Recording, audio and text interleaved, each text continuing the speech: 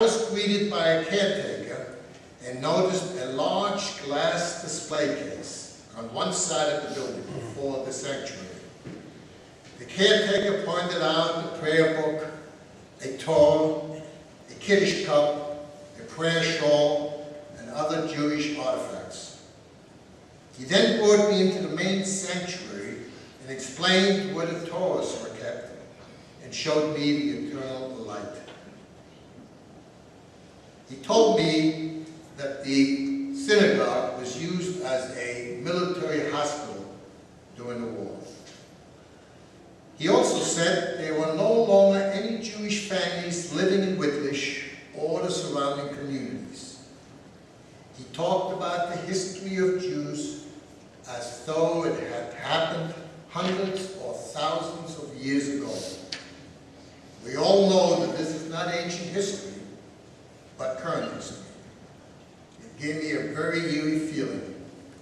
I never told him that I had studied in this synagogue when I was a child. 4 years ago, the city of Frankfurt, where I was born, in order to absolve their guilt, invited my wife and I to visit at their expense. At first, we were very apprehensive about accepting this invitation and leery about visiting Frankfurt, where over 3,000 Jews were sent to their death. However, we did decide that it would be good to revisit my roots. There were 25 of us in the group who lived in Frankfurt and were forced to leave. People came from as far away as England, Israel, South Africa, and Australia to visit and to share their horrendous experiences. As I got older, my parents had to tell me where we lived in Frankfurt, the synagogue where we worshiped, and the cemetery where my paternal grandparents are buried. I was glad they did, because that enabled us to revisit my history. There were many memorable events that took place during our 2-week visit. However, there were two that stand out the most. One was the visit to the Jewish cemetery, where most of the graves had been destroyed by the Nazis.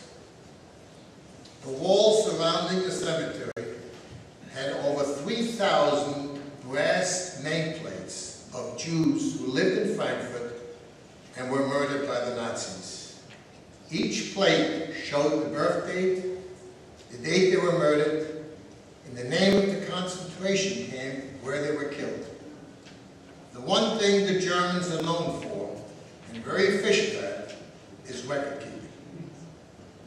The other memorable event was when the host of the group invited people to speak at different schools, and I volunteered to visit their high school.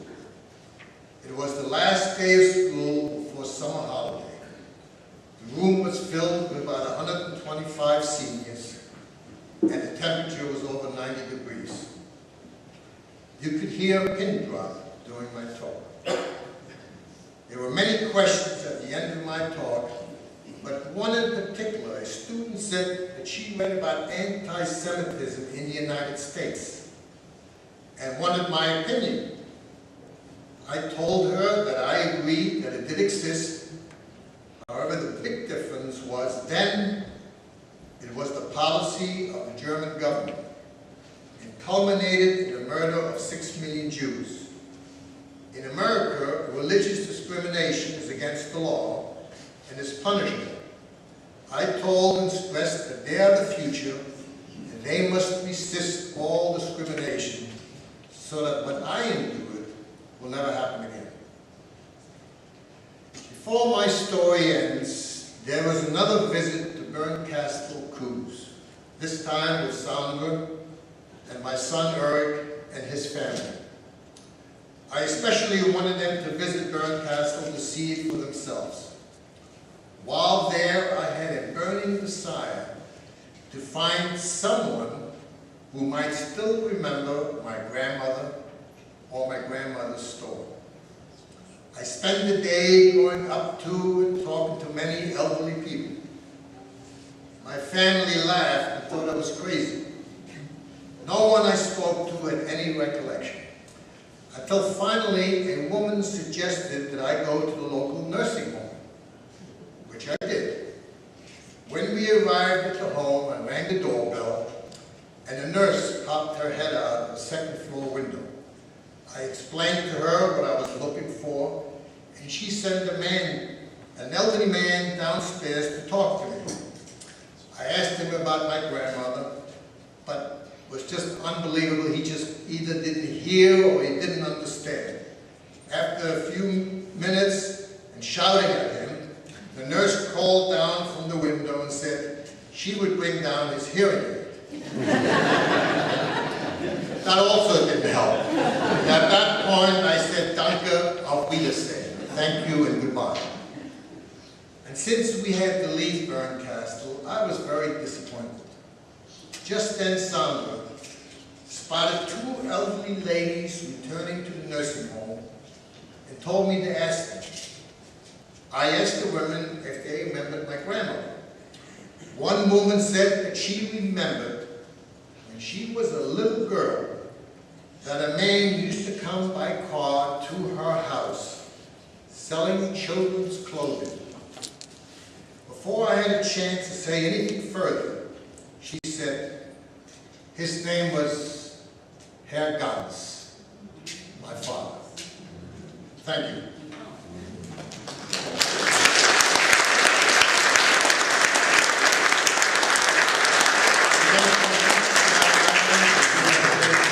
Anybody have any questions? Either you can ask me now or later on in the social hall. I'll be glad to ask.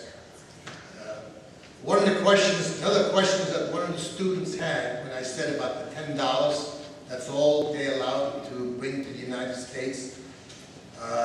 They said, how did you live? How did you make a live with $10? Well, I said, we all worked hard. My father, my mother, my brother, and myself. Because when we went to school here in the United States, we didn't go and play football or baseball or basketball. What we had to do is, after school, we all had to go to work. And whatever money we made, we gave to our parents.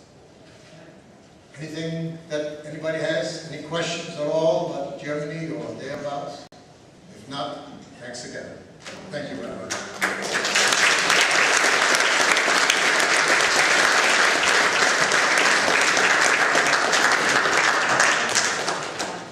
I actually believe that there will be many, many questions, but you have truthfully, you couldn't hear a pin drop tonight either.